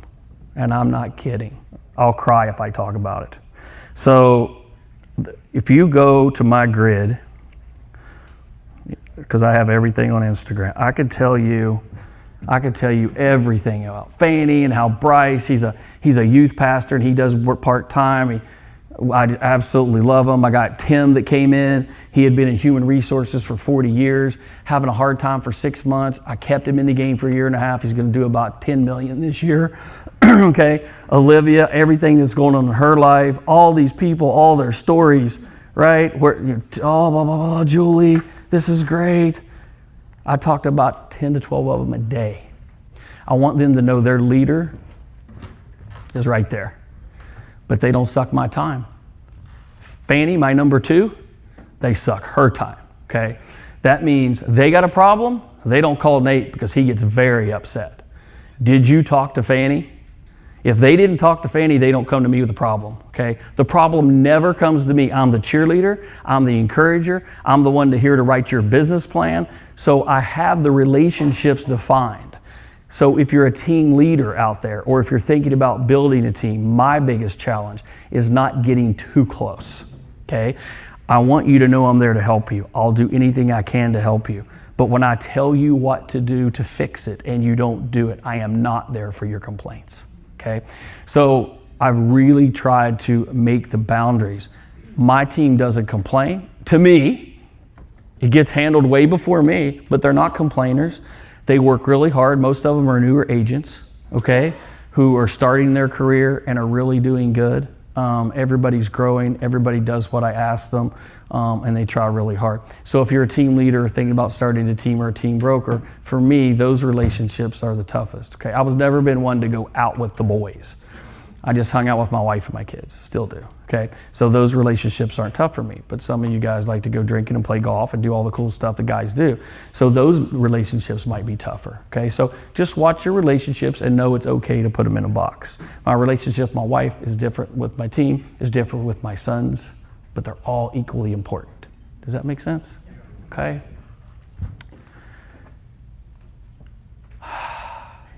Oh, this is great. Okay, we'll do a little exercise here. So, when you are communicating with somebody, this is so important. Rene Rodriguez, anybody know that name? Okay, so he's Tony Robbins' speaking coach. So, and I did an intensive 3-day with him. And this is very interesting information.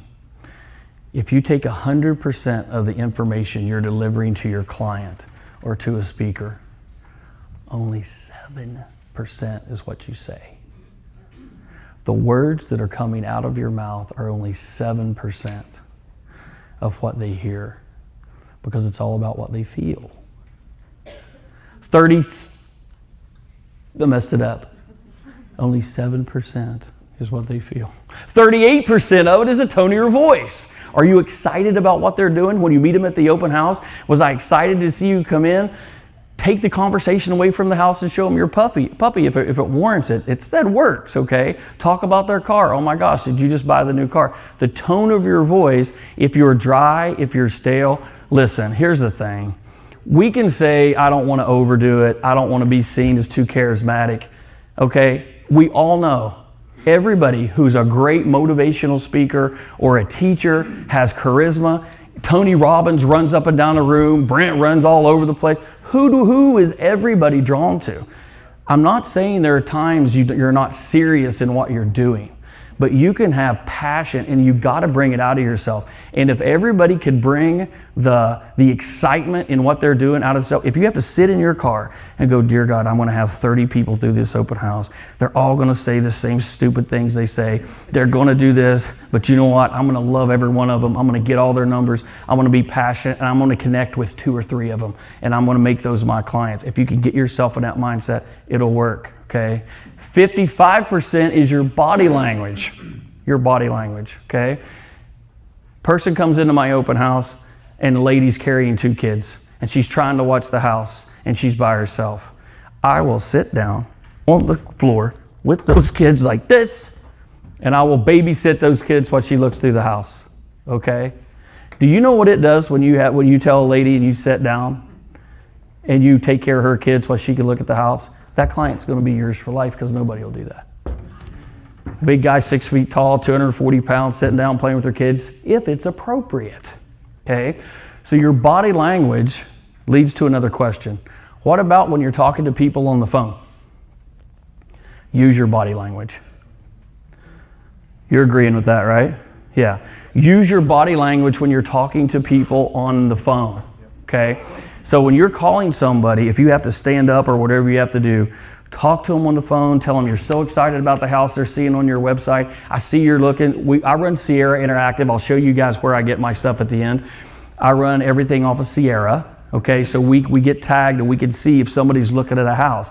So I tell, hey, when you get the speed to lead call that's coming from our office, the agent, look at that, call the person. Oh, I see you're looking at Maple Street. That's amazing. Okay, use your body language so the tone comes through the phone, because they're not hearing the address. They're hearing how excited you are about wanting to show them one property that you found for them. Okay, so make sure you know that 7% is what we say, 38% is what we hear, 55% is the body language. Okay, trust and credibility. Trust and credibility when it comes to the relationship. You have to be consistent and reliable. The problem is it'll take 12, 14, 20 calls to get a person to even answer. And then how much work does it take to get a person to sit down with you for coffee? That's what you have to do. So the question, what is being consistent? Are you being consistent? You have to follow up with that person. You do not have a client until you've met them face to face. And a Zoom doesn't even count. Zoom, give yourself half credit, okay? You gotta meet the person face to face. You have to meet them face to face, because remember, all we need is 300. 300, we do 30 deals. I'm just gonna say 30. You wanna do more, do 600 people. I'm just saying that's a good number. 30 deals is a good living, okay? And don't let any real estate agents tell you it's not, because everybody sells 150 houses. No, they don't. I pull the stats of everybody. Most agents sell, well, the national statistic is 6. Right now, 90-some% agents aren't even closing a deal. Okay, so if you're closing 5 or 6 or 7, that's good. But if you could close 5, 6, or 7, you can close 10, 15, or 20. You just have to be consistent and up your behavior. Does that make any sense? You have to do more work. But how hard is it to get somebody to go to coffee? That's a pretty easy job to make the money we make, right? That's what consistency. People do business with people they know, like, and trust. We've all heard that. And the only way you get them to know you is to meet them face to face. The only way they get you to trust them is to like you and know about you. So I would think, with the stories that I've told you, unless somebody discredited Nate Butcher, unless you heard something that was incredible, discreditable, you would probably trust me. If I show up with you at the listing presentation, you're going to know I know what the heck I'm talking about, because I am dialed. When I go with Glenn on that freaking meeting with his $1 billion income, I'm going with confidence, and he's going to tell me he's got 10 lawyers that does his deals. That's what he's going to say. I go, can I meet him? Well, I'll make his lawyer's money then. Let's make his lawyer's money, and I bet we'll get his money, right? So you have to connect and you have to be confident. They have to know, like, and trust you, okay? So you've got to be honest, and you've got to walk away from deals. One more tip. When you know somebody doesn't love a property, just say you don't like it either. You wouldn't recommend them buying it. Best thing you can ever do. Best thing, you guys all know that. I don't have to tell you that. That's easy stuff, right? Okay. Personal branding. What is your personal branding? It involves your integrity, your professionalism, and your commitment. We're almost done. We're only going to 10, okay? What is your brand? You have to have a brand, and you have to be branded. You can have a big cowboy hat. You can be John Cheplack and not wear a shirt on your videos. Guy makes $15 million last year. If it works for him, I'd probably do it if I had the abs. I'm just never going to get the abs. I can't get the diet dialed, right? Here's my point. If I got up here in a muscle shirt and tattoos with a flat-billed hat, that's not Nate Butcher, but that's John. So how many people respond to John? Okay, how many people respond to Brent? But James is one of the smartest people I know, and he's a great speaker, but he's Brent's partner, but he doesn't speak like Brent. He speaks different. So there's many different ways that you can win, but you have to be your brand, and you cannot be an undercover agent. People have to know who you are, what you're about. But if you leave out the professionalism, even if you're trying, okay, be as funny as you can be, as charismatic as you can be, without being silly. Maybe a couple times be silly, okay? But you don't want people to see you as a goof, okay? But if they can see you as strong, confident, consistent, capable, and have a relationship, you'll win every time. But a lot of times they can see you as the most professional, and they'll still go with their friend from Mommies and Me in the yoga class. You guys know what that is, right? Pilates, whatever you guys call it. Zumba. I got a lady who works on my team. She does all the big stuff, and she has Zumba classes at her house, arts and crafts, cooks all the food, closes all those ladies in the neighborhood's house. They would not use Nate in a minute, and I know way more than she does. But they know she works with Nate. And you know how smart this lady is? She puts me on everything she does. She goes, oh yeah, Nate's my partner, blah, blah, blah, but I'll take care of it. So I give her, because she's a newer agent, she gets my credibility, but they don't want me. They want to go talk about making doilies or whatever they do at their little crocheting things, okay? Pumpkin carving contest, right? Life beyond the deal. Here's where it really gets tough for all of us. We go, we spend 6 to 9 months with them, we grind, we take that check to the bank, we put it in the bank, poof.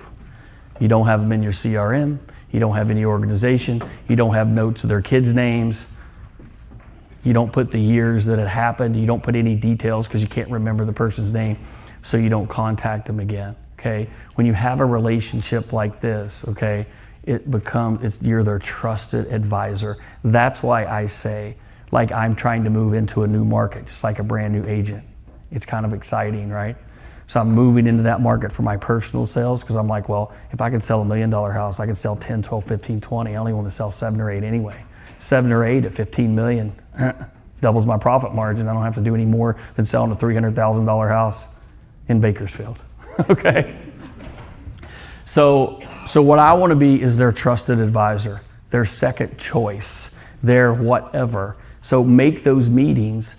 If they're not looking to buy a house and you're still willing to go do the meeting, that's when you're winning.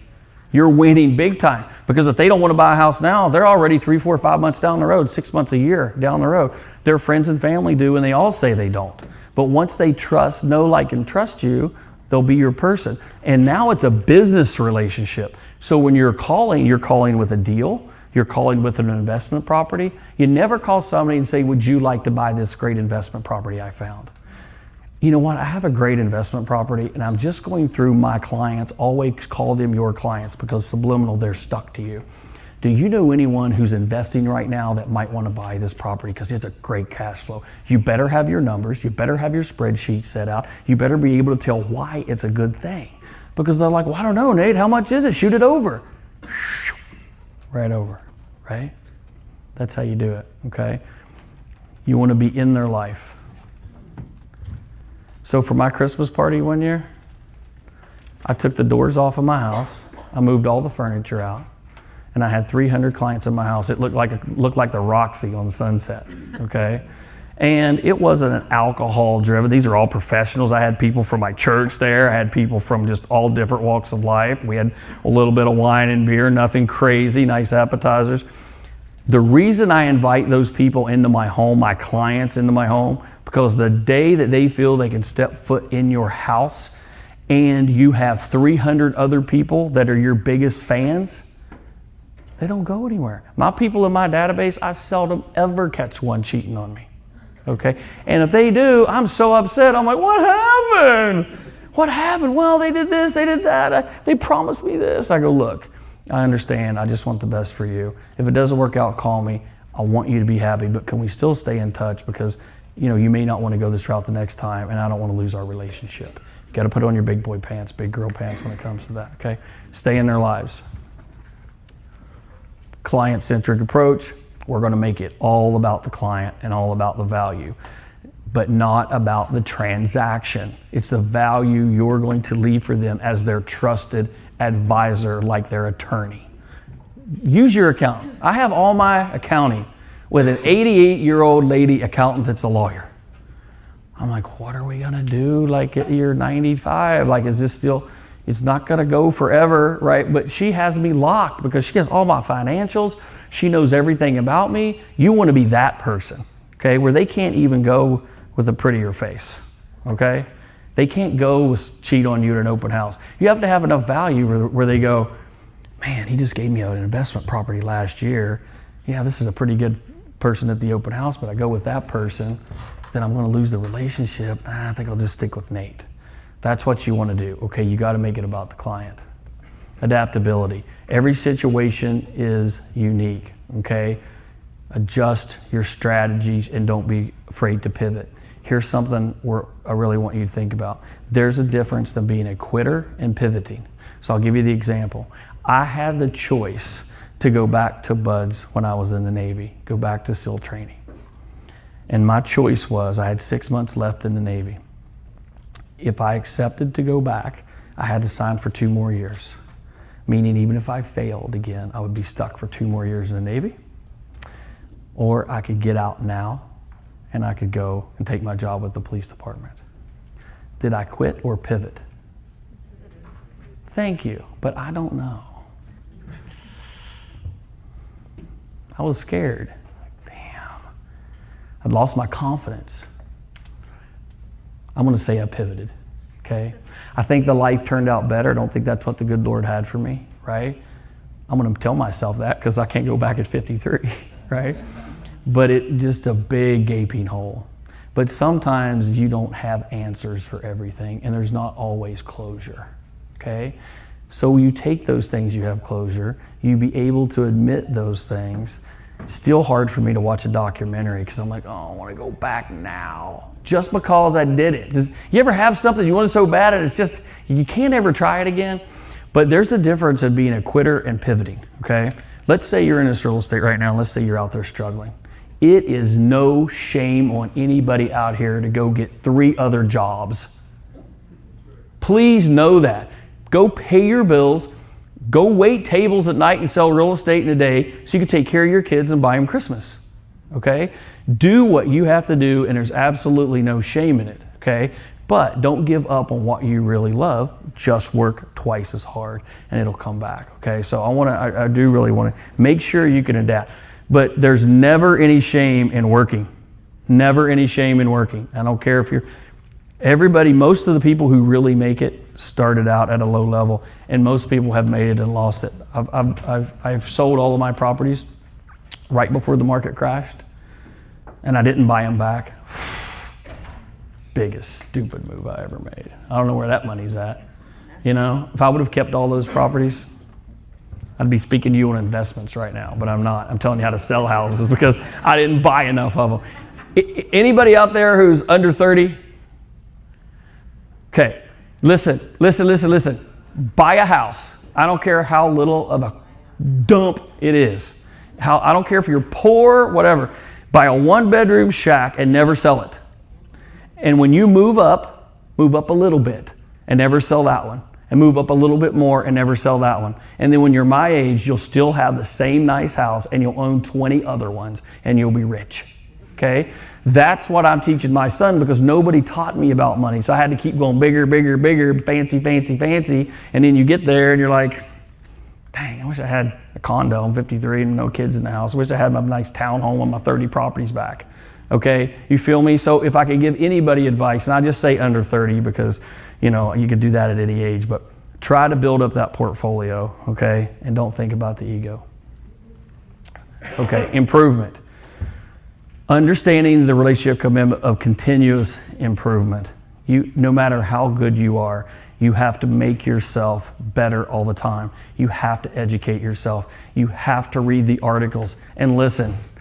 The first video, the crazy video I did, I said where I'm obnoxious on there, and you'll all look it up, and you can still like it and tell me how great it was. Got me so many likes, I was so excited. I had Fox News was the article. I got a call from one of my teammates that blasted me, and I could have fired her in 2 seconds. You said we weren't allowed to get political. I go, whoa, hold on. Did you go look at it? But she doesn't look at her Instagram.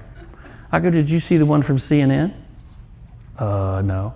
What about CNBC? Did you see LA Times and New York Times and New York Post? Okay. She apologized, what I'm saying. So what I'm saying is you have to be improving, but you have to remember you're talking to a broad audience. If you are opinionated enough and you say, I only want to work with red, do your thing. I only want to work with blue, do your thing. I only want to work with this or that, do your thing.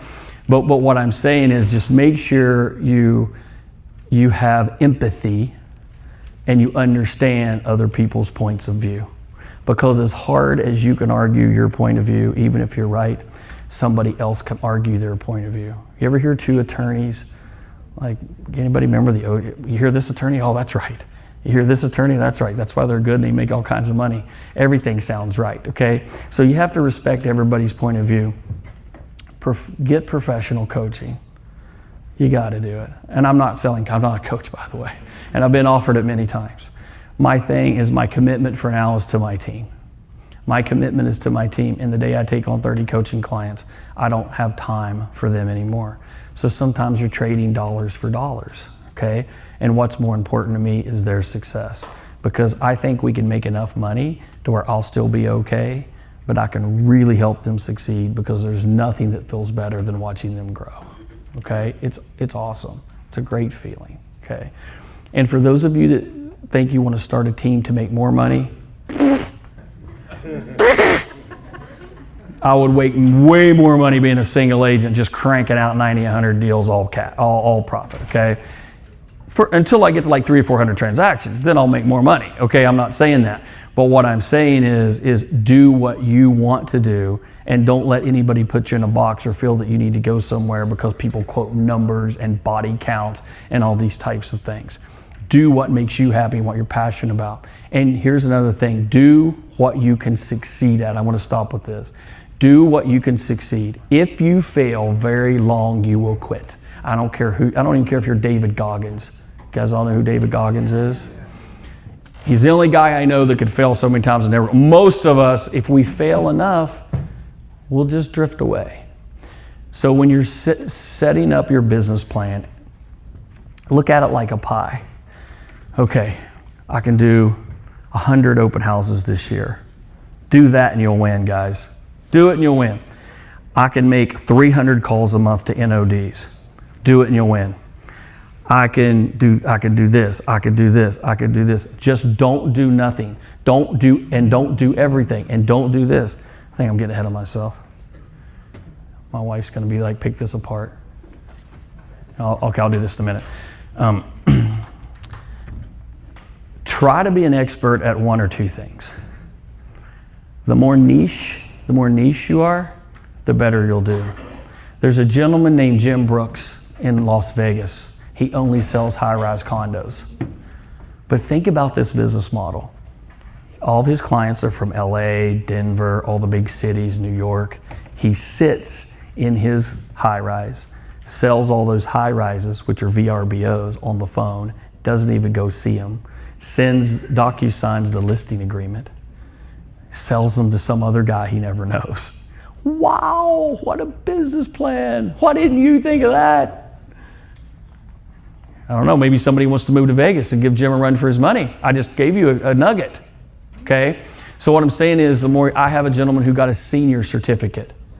Sounds pretty basic. No, he has an official senior certificate. I don't know what they teach you about seniors. He'll tell you for 2 hours what they teach you about seniors. He's 71 and he got the energy of a 21. So he specializes in seniors. So when he goes to a 55 or older community, can't believe I'm saying senior at 55, but that's what the communities are. When he goes to these places, they relate to him. And he goes, I have a certificate. So when he sits down with the family and the kids, he goes, I'm going to make sure she gets moved. I had to get this guy. We got moving equipment. We got this. We got that. We clean their houses. We do everything. We get 6% because we're doing all this extra work because he specializes. Now, will he take anybody else's listing? Of course. But he doesn't market to anybody except senior, senior, senior, senior, senior, senior, senior. He does very well. Okay. So on my team, what I do is I try to find everybody's niche. And that's the biggest problem most of them have. I don't know what to do. I don't know what I want to do. I don't know. But as soon as we can identify that, then we win. Now you just have to execute it, okay? I don't know if I want to. You sure I got enough time? I got 2 more slides. We good? Yep. You guys bored? Okay. Now, don't you guys all jump up and attack me. This is my way, remember. My way. 5 things that are killing your open house progress. 5 things that are stopping you from making the relationship. Remember, and the reason I say I make $14,000 is because 15 years ago when I averaged my open house, it was 7,500 an open house. So right now, I did 2 open houses with clients, and we have $6 million in escrow. We're getting ready to close. And I did them with the people. This is how you do it. Don't ever, 5 things that kill the deal. Kill it or build it. Don't ever say, have you been pre-qualified with the lender? Well, every coach I ever heard said, you're not going to waste your time. Mike Ferry says, if they're going to not buy it in 30 days, get rid. Sorry, I get a little emotional on all that. I love Mike Ferry. You want the relationship, not the deal. You want the cup of coffee. You're not trying to sell them the house you're on. We all know that. You're not trying to sell them the house down the street. You're trying to get them to Starbucks to ask the other questions that we always want to ask. Do not ask them if they've been pre-qualified. It's offensive. Do not ask them if they're working with a realtor because you're not trying to steal them as a realtor. You're trying to get to know them, their friends, their family, and have a cup of coffee to learn about the human. Well, what if I get a call from Jack and says I tried to steal his client? Well, tell Jack, why the heck did your client go to coffee with me? Because I'm not trying to steal him. I'm trying to learn about his friends and his family and start a relationship. Jack, how many times have you been? That's what I would say. Okay? Now, if they go, you know what? I don't feel comfortable going with you because I have a realtor that I'm really connected with. Say, I respect it and walk away. Okay? If they say, in my town, Neil Weichel, one of the top RE/MAX agents in the world for years, if they go, oh, hey, Nate, because they'll go Nate and Neil. Sometimes I'll get calls to come list properties. Hey, Neil, what's going on? Because it's Nate and Neil. Oh, hey, you know what? Are you Neil's client? Neil Weichel? Yeah, is this not Neil? No, this is Nate. Oh, man, I know you. No. Let me Call Neil. You know Neil's number, right? Yeah, call Neil. I'll call Neil. Hey, they called me. They thought it was you. Got to do it, man. You can't bust the relationships, okay? So you guys got to do that, but don't ask them. Most people are never, remember, 91% never use the same realtor, okay?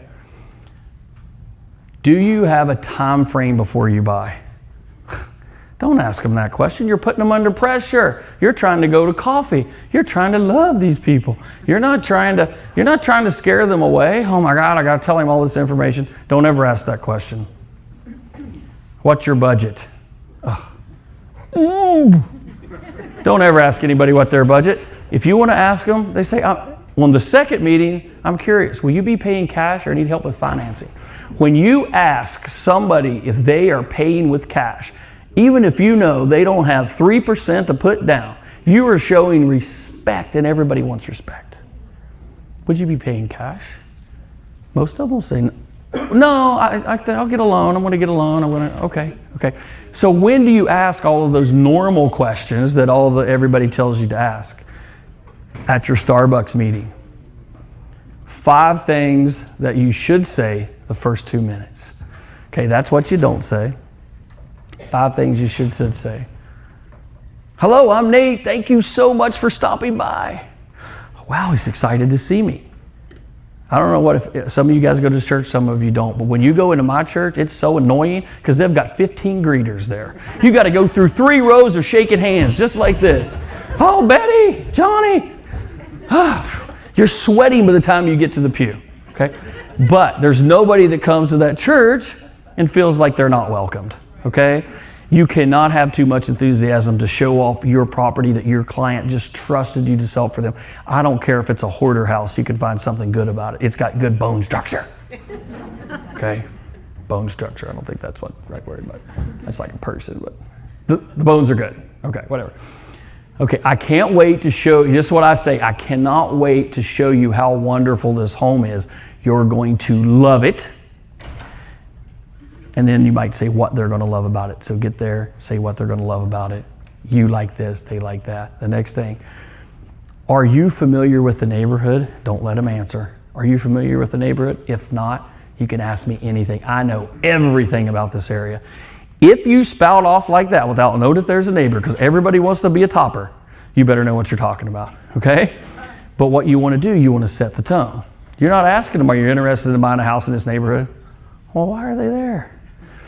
Also know that 90% of the people that walk through your open house can't afford it. And the more expensive the house is, more can't afford it.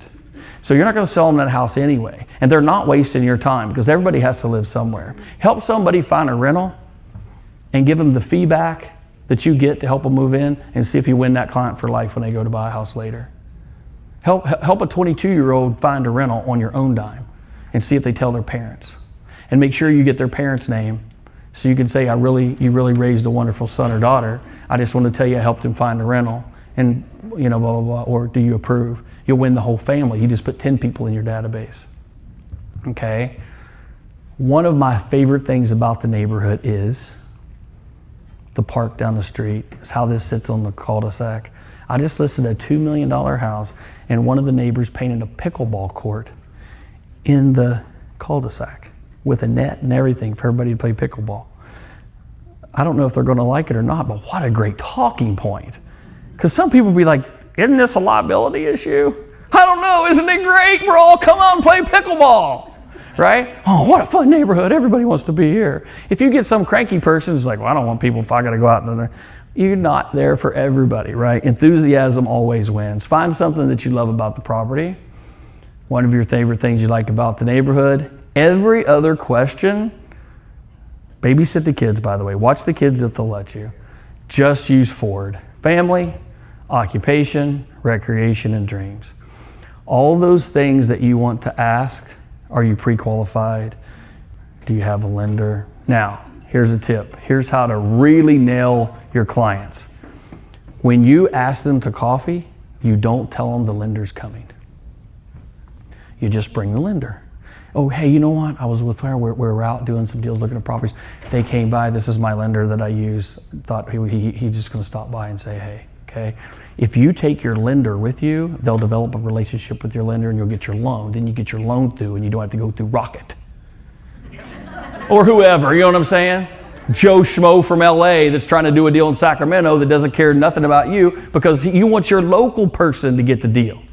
You want your local person to get the deal so you can have a relationship. They will help you close those transactions. Okay. Now, there's nothing I like more than posting videos and just hearing myself talk on social media. So I do it. But let's talk social media relations. What are you going to do on social media? Everybody sees it. Before you post it, you better know. But here's what you can do. You don't have to be perfect. You don't have to be perfect. Ladies, you don't have to have your makeup perfect. Quit filtering all your stuff. Just don't, not just ladies, but don't look sloppy. Look like a regular person doing the best you can. Because if everybody was a professional speaker, like we think everybody is, the reason most of you won't put out video, 70% of people buy it on video. 97% of all sellers Google you before they call you. That's why 95% of the agents are buyer's agents and 5% are listing. Somebody Google the Nate Butcher Group and say how many reviews I have right now. Just Google the Nate Butcher Group. Somebody Google it and see how many reviews. Because social media is to let your people know that you're still in the game that you've already had relationships with. If you go down the rabbit hole every night of thinking, I'm just going to post and get clients, you're going to be poor. You know what you're going to be? How many? 626 5-star reviews. And the only reason it says 4.9 is because I have somebody trying to get me for a bunch of money and sending me 1-star reviews until I pay them. Yeah.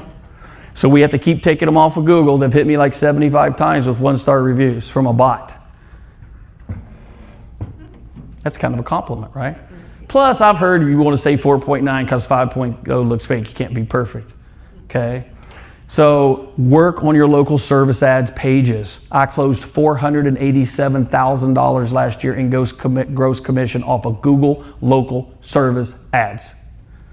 And it's cheap. I never spent more than $1,100. It's usually $800 a month.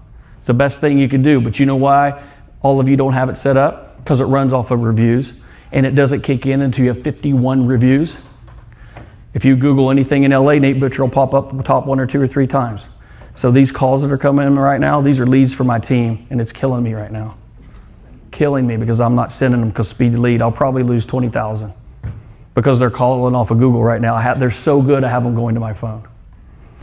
But you have to have reviews. Well, here's a good thing about Google. Here's a tip. You don't have to have solds. You have to have character reviews. So if you've never sold a house before, miss, you may have sold a house but you're newer, you just have to get 51 people to say something good about you. So you need to go to Mommies and Me, you need to go to church, you need to go to baking class, you need to go to the gym, you need to go run a Tough Mudder, whatever you got to do, right? Get your Google reviews and you can get your page set up. It's got to be done just right, but you got to get it. It's not a substitute. Think of social media as a tool to maintain relationships, not a replacement. I like doing it so much, I don't watch TV. A little bit of Netflix. So I get up at 3:45 in the morning, and I shoot a couple things, and I go to the gym. So by like 7:30 or 8, I'm not lying, I'm like, I'm dying. So I try to make it to 9:30, okay?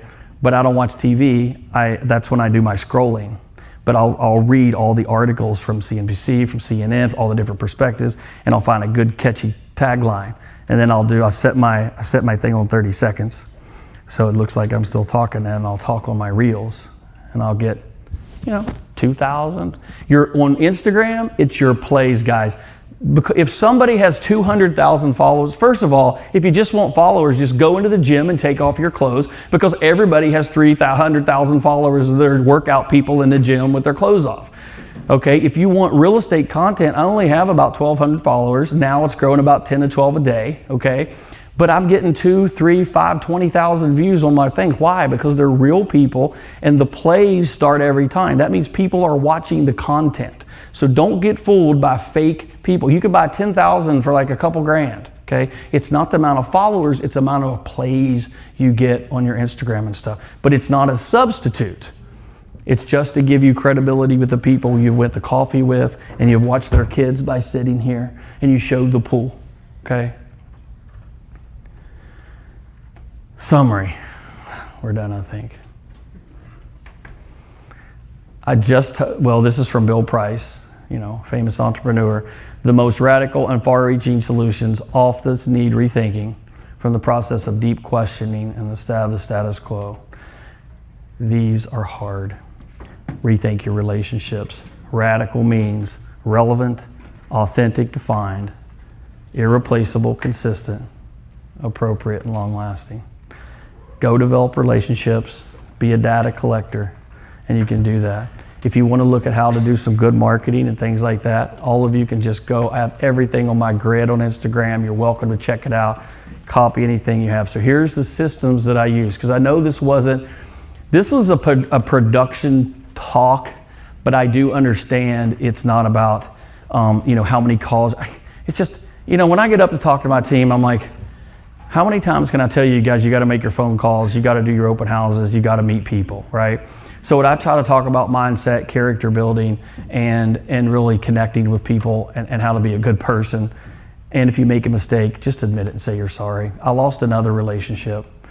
I had a wonderful relationship in Texas with a wonderful family, went down there, did this for them, tried to help them, came back, and there was a top producer in the room. And he hounded me for 6 months, would let me go, say, I want to come, if you know anybody, I know this is brand agnostic, but at EXP you have like a down revenue share group. I'm not letting them sponsor me, they're goofy. I want you to do it. I wouldn't do it, I refused. Finally, he bugged me so much, I'm like, you know what, whatever, dude. They're not going to care, I'll just give them somebody else. So I called them before I did it, and they lost their mind. I did not do it. Thank God I called them, but I still lost the relationship, okay? The relationship was like, hey, what's up? But it'll never be the same. They'll never call me for advice. They'll feel like they won't. So here's what I'm saying. I apologize. How I handled that was, you know what? I hear what you're saying. This is the way I felt about it. I didn't think you would care that much. I'm glad I didn't do it. But he went to another company because he's not going to go under you. Well, they say, and we argued a little bit, and we said, okay. And I said, I'm really sorry. And they said, you know what? I forgive you. I appreciate that. And we talk, but the relationship won't be the same. So what I'm saying is sometimes if you mess up, just admit you messed up, okay? I've been screwed over before, and I've people, but I still kind of watch that person. You can't help it when you've been burned, right? You can't help it, okay? So if you want to know the systems that I use, we use MailChimp. Okay, transparency, I told you I was honest. I don't own any of these products except Rainbox Digital and Rainbox Social. I'm an investor in it, have nothing to do with running it. I'm going to tell you how it came to be. I was getting ripped off on all my pay-per-click, my PPC.